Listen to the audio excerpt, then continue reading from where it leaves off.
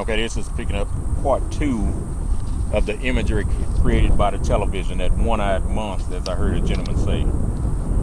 In the 70s, we had shows like Good Times, which were produced by people to show us how black people were supposed to be living. Many blacks actually allowed themselves to fit into this thought process of being poverty-stricken. That was a neighbor black woman who was portrayed as wild and loose. And this goes back to that image that was portrayed of the black woman during slavery as a promiscuous woman.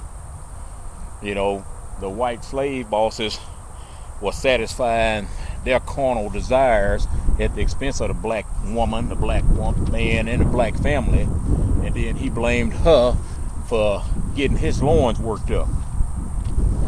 The strong father figure in the show was always doing what a father was supposed to do. Always. And we saw, because of that, they actually wrote him out the script, because on a personal level, he went to the producers of the show and told them that he didn't like the direction that the show was headed, portraying his oldest son as a total buffoon. I mean, you had a kid in this show, 18 years old, who couldn't even read. I mean, he was really portrayed as illiterate, but he had a talent of painting. You know, then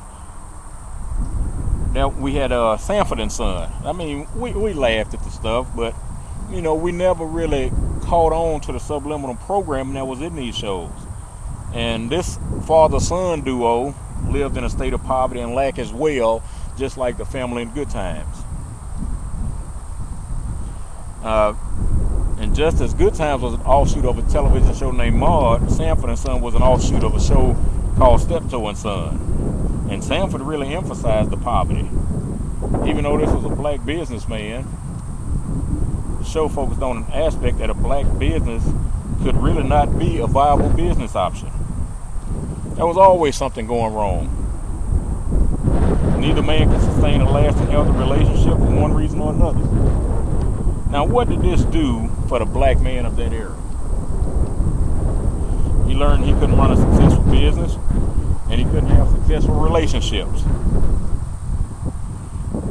And moving on to what's happening, now this show had a slightly different focus, but you know, that show was kind of focused on the teenage black kids, but it also had an underlying subconscious message as well.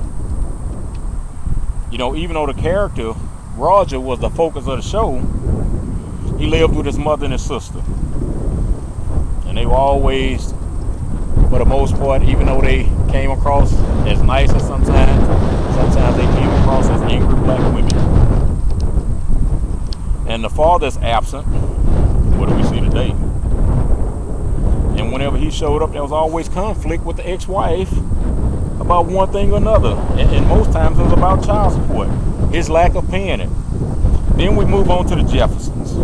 We finally have a successful black businessman. His wife didn't work, and even had a maid. It was entertaining. It had some positivity in that, because you saw a viable black businessman. You saw a viable black businessman who had a wife that didn't work outside of the home. She didn't have to work outside of the home because the black man was doing what he was called to do, and that was be the provider. And on top of her being at home, she had a full-time maid. I mean, you know, I don't know, you know, what could get better than that, women? But it was entertaining. You know, this black man on the show called white people honky. It was funny. He also called black men nigger, and it was funny.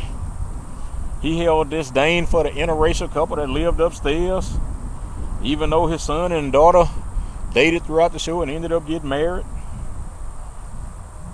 And as if fighting as a black man to prove he was a success to the world was not enough, he had another battle going on at home. And it wasn't with his wife. It was with his maid.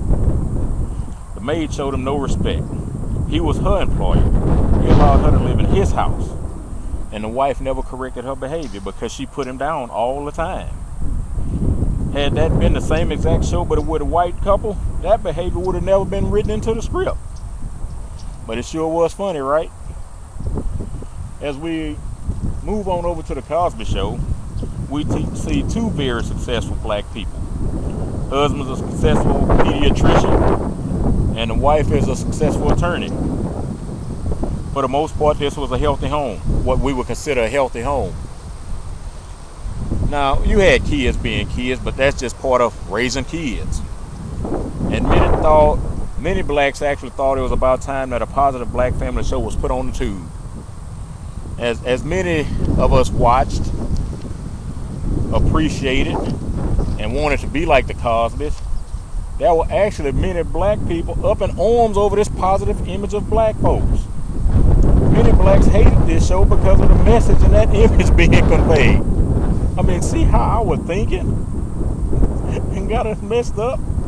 Some of the things I heard during that era was blacks don't live that way. Well, that's one of the things I heard. Blacks don't live that way. We more in line with, the way people live on good times and that show and things like that. No black people live like the Cosbys. Well, I got a good friend who actually did live like that, so I just couldn't buy into that. I met him when I got to college. I was going to the University of Houston and he was going to Rice University. Now, we just have to look at that conditioning that the television and society had placed on us, where we can't even enjoy seeing a positive black couple on television. And you contrast that with other television shows like Leave It to Beaver, Father Knows Best, and Bonanza portrayed strong family units, and as well as Little House on the Prairie. Now, these environments showed a strong family headed by the white father, of course, not the white mother. The great emancipator Abe Lincoln had this to say: "There's a physical difference between the white and black races, which I believe will forever forbid the two races living together on terms of social and political equality. While they do remain together, there must be the position of superior and inferior. And I, as much as any man, am in favor of having a superior position assigned to the white race." Kind of funny coming from a black president. What has the television done to our image? Our image continues to get distorted, and we volunteer to participate in this destruction. And the rap song, "I'm Going Out Like a Soldier," Willie Dare to Get a Voice said, "Survival comes principles and morals." And as we look at our various participation in the entertainment industry, it is obvious that our morality is suffering as a people.